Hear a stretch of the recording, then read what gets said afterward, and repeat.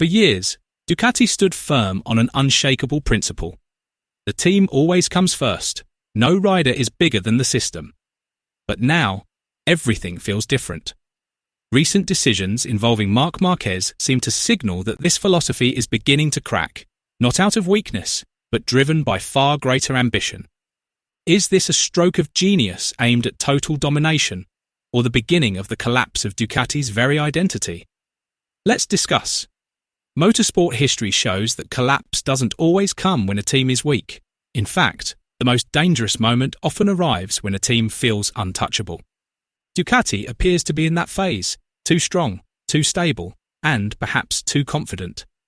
The arrival of Marc Márquez marks a turning point that cannot be ignored. At first, it looked like a brilliant move, securing a world-class rider at relatively low risk. But one crucial detail may have been overlooked. Márquez is not just a rider. He is a figure who naturally becomes the centre of attention and the gravitational force within a team. For years, Ducati has been known for a firm and nearly unshakable philosophy. No rider is bigger than the team. Systems, data, and a structured collective workflow have been the core foundation, maintained with strict discipline.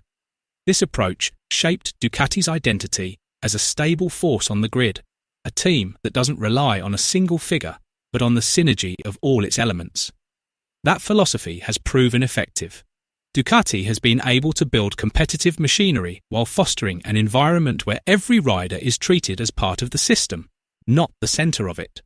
However, the ever-evolving dynamics of MotoGP demand adaptation, and this is where the shift begins to emerge.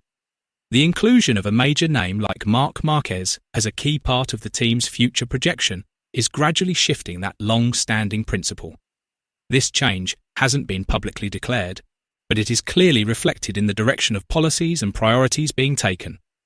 What was once entirely collective is now leaning toward a more individual-focused approach, where certain riders carry significantly more weight in decision-making. The impact of this shift is already becoming visible, and the first name affected is Jorge Martin. As a fast, aggressive, and consistent rider, Martin is, in many ways, the perfect representation of Ducati's system. He has not only delivered victories, but has also shown significant performance growth season after season. Logically, such performance should have been enough to elevate him within the team hierarchy, complete with increased status and appropriate compensation. However, reality tells a different story. Ducati failed to take concrete steps that reflected true appreciation for his contributions. This situation ultimately pushed Martin to make a major decision: to leave Ducati and join Aprilia Racing. A move that was not only surprising, but also sparked widespread discussion across the MotoGP paddock. Martin's departure raises a fundamental question. Why would Ducati be willing to lose a talent so perfectly aligned with its own system? The answer may not be simple, but the direction is clear. Priorities have changed. In this new era, the balance between system and individual is shifting, and major decisions are increasingly influenced by who is perceived to deliver the greatest impact, rather than who best fits the traditional philosophy.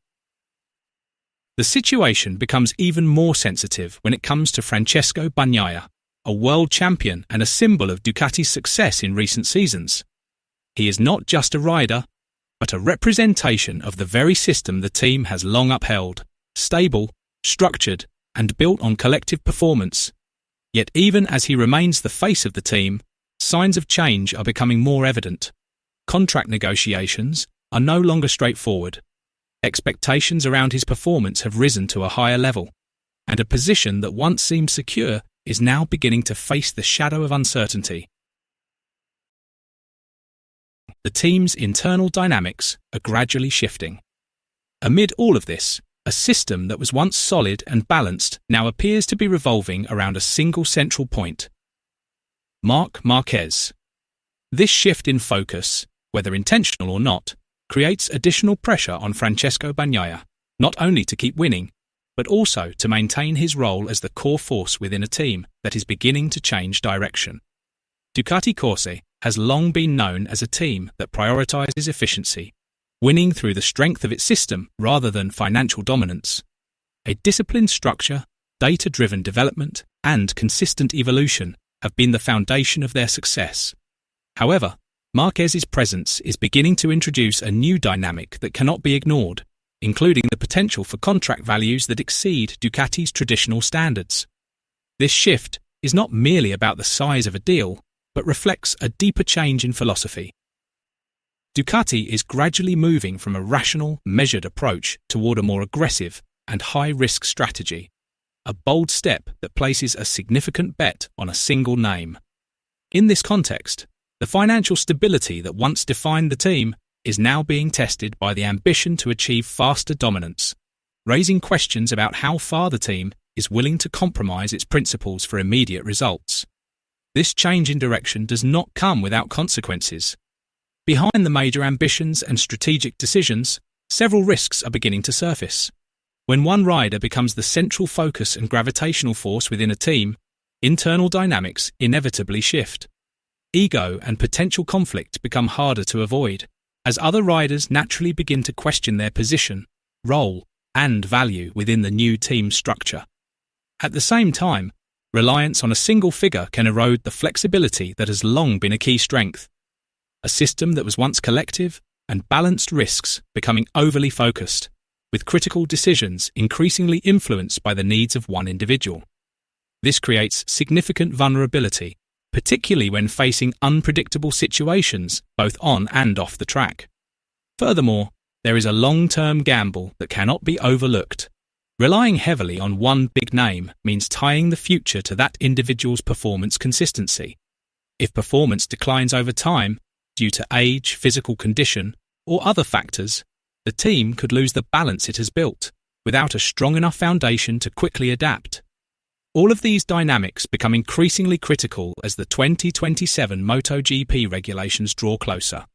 A new era in MotoGP is not merely about technical adjustments, it represents a full reset that wipes away historical advantages and forces every team to rebuild its competitive foundation from the ground up. In this context, current dominance is no longer a guarantee of sustainability. Instead, it can become a comforting illusion. What appears solid on the surface may conceal vulnerabilities that are quietly growing within, especially as external conditions and internal dynamics begin to shift. For Ducati Corsa, the challenge lies not only in technical readiness for the new regulations, but also in the strength of the internal structure that has supported their performance so far. If the team enters this transition period with internal conditions beginning to fragment, whether in strategy, leadership, or rider harmony, the risks extend far beyond a simple drop in on-track performance. In the worst-case scenario, this situation could evolve into a significant decline that erodes long-term competitiveness and opens the door for rivals to seize control. Will this move be remembered as a genius strategy that reshaped history, or the beginning of cracks that slowly dismantled Ducati's dominance from within? Share your thoughts below.